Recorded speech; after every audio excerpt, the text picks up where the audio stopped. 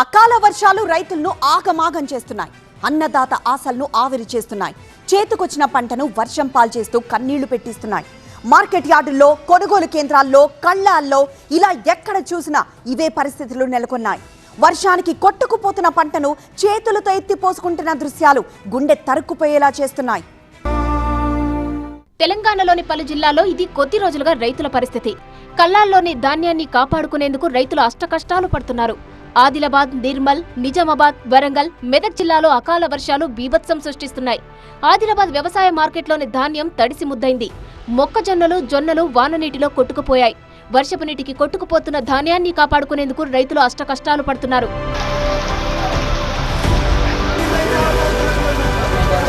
నిర్మల్ జిల్లా వ్యాప్తంగానూ ఈదురుగాలులు, ఉరుములు, మెరుపులతో భారీ వర్షం కురిసింది.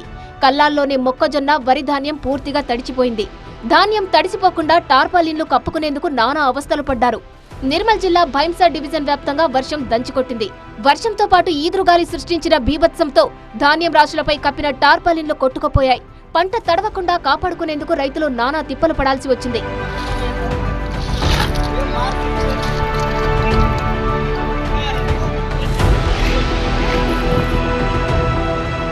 నిజామాబాద్ భీమ్గల్ మండలంలోని ఈదురుగాలులతో కూడిన భారీ వర్షం కురిసింది.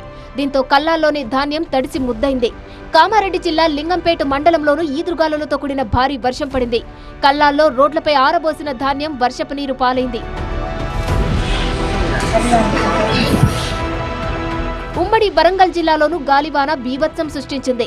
జయశంకర్, భూపాలపల్లి, మహబూబాబాద్ జిల్లాలోని కొనుగోలు కేంద్రాల్లో ధాన్యం తడిసి ముద్దైంది. మామిడి తోటలు తీవ్రంగా దెబ్బతిన్నాయి. మామిడికాయలు రాలిపోవడంతో రైతులు లబోదిబోమంటున్నారు.